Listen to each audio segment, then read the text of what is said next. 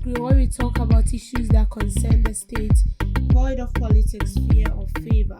So, Professor of Metallurgical and Material Engineering at the University of Mines and Technology, UMAT, Professor James Dankwah has challenged policymakers to see plastic waste as a vital raw material for industrialization, but not as a menace.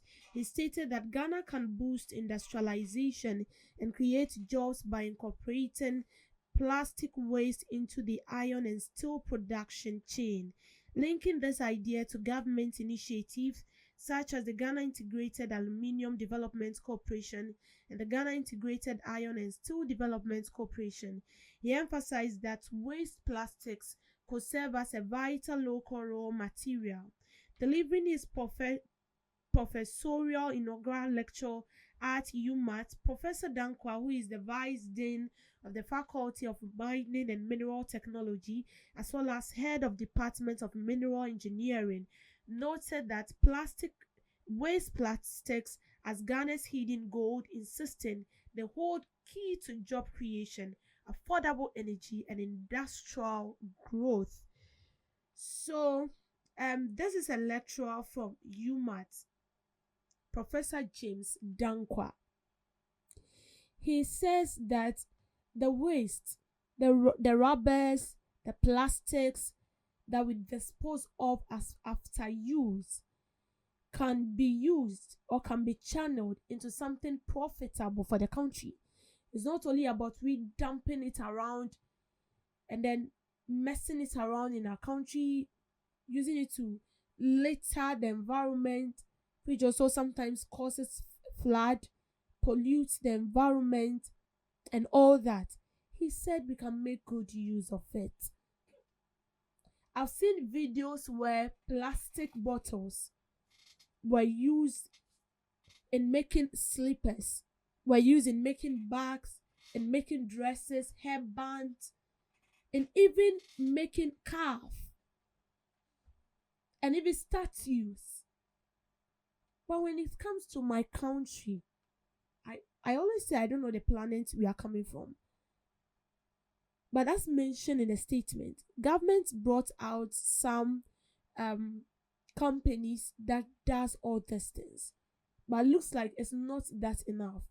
I remember when the previous government came on board, they brought out a program like that they are going to recycle plastics, they are going to recycle waste, and then make it into meaningful use. I don't know how far they've gone with that, but I also remember that this current government, President Mahama some time ago mentioned that we are going to do away with using plastic, and then they are going to introduce the use of paper bags. With that one, it can be easily bent after use. But then when it comes to the plastics, it doesn't really goes down the drain. No.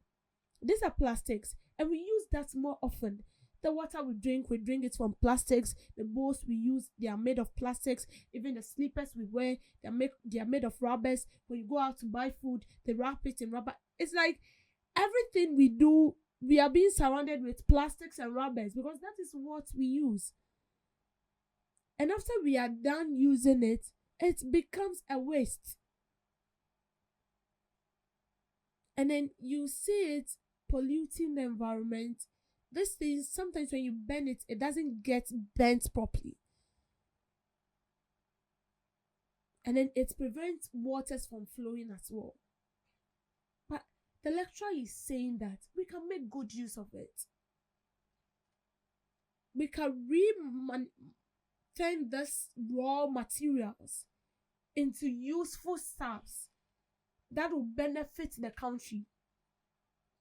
As I said, people use these plastics to manufacture dresses, shoes, bags, hairband, even spectacles. We can do same. We can equally do same. And it's going to create jobs. It's definitely going to create jobs. Imagine we have about 10 to 5 companies that are into this. They use this raw materials, they use these plastics, and then they remanufacture it or turn it into something useful in the country. It's going to create jobs for thousands of people. And it's going to help us as a country as well. It wouldn't be every day we dumping refuse. I can't remember those time. Omo, and then yogurt. Now it's no longer in existence. They'll tell you to pick Omo rubbers, and it's up to, they'll give you a number, maybe 1,000 or 200. When you get up to 1,000 or 200, you bring it to their company, and then they'll give you a school bag made of Omo. They'll give you a t-shirt made of Omo. Sometimes they'll give you a sandals. And like everybody, you see everybody on ground picking. And sometimes you do that because you need a bag. But you don't know that as you do that, you keep the environment tidy. And they also use the rubbers you give them into manufacturing new ones. But now it's no more in existence. You see, that is where the critical thinking comes in. It's not about only reusing it and then dumping it. When you're going to Accra, you won't even get to, I think, graphics. The overhead. When you see rubbish, you cannot even breathe. The smell alone. And this is the capital town of Ghana. Accra is the capital town. But when you get on the street, it doesn't even look like a capital town. A capital town of Ghana. Because it's messy. Everywhere you go, rubbish. Everywhere. As if we do not even have people who keep this roads tidy. People drink pure water and then they dump it everywhere. You see gutters are very choked. They are choked with rubbish. The water can't flow. Whereas when you go to other countries, people are making good use of this rubbish. This rubbish that we don't see anything useful. We see it not to be useful. People are making good use of it. They are turning it into something useful. And then at the end, we go to import it back to the country. Are we not doing ourselves more harm than good? Once we can also do this. I know we have people who go to school to learn all this, how to recycle plastics into useful products that is going to help us. But after they are done learning it, we don't even have equipment, we don't even have infrastructures that are going to help them into bringing to life what they have learned. So I believe it's not only about we remanufacturing this waste, but we should also think about providing the necessary equipment, making the infrastructure available for these people.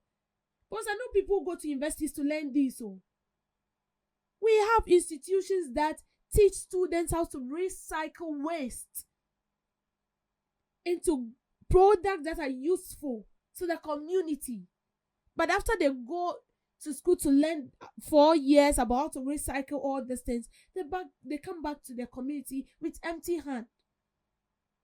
Because we don't have the infrastructures, we don't have the equipment that will bring whatsoever they went into school to learn, to bring it into life, or they'll birth it. No, we don't have it. So we are supposed to focus on that as well and make good use of the waste.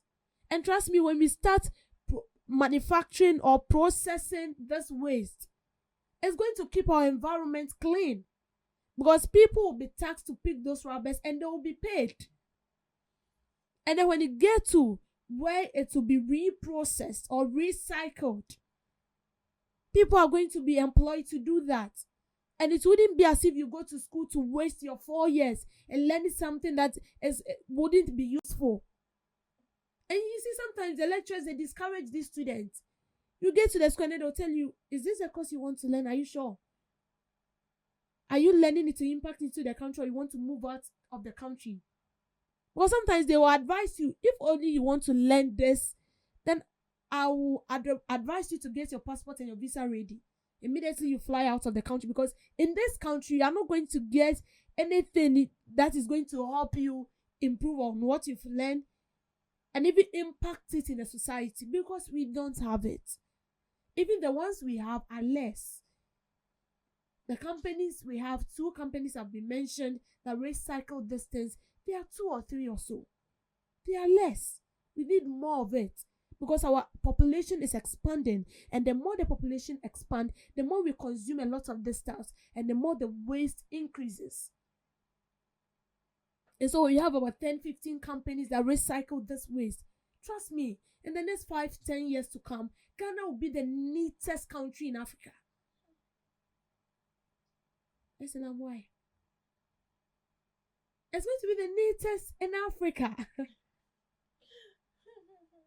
But if we don't consider this, it's not only about recycling it, but we need the equipment. We need the companies. If the government feels he cannot do it alone, that is why we have private entities. That we have private entities trooping into the country. Partner with them. We need more of it. We have students in school studying this, and it will be of waste. You go to study some of these things, and then you come back and you cannot even impact. You just have to divert your career. It's very painful. Let's do something about this. Thank you for making time with me on Debbie's Group.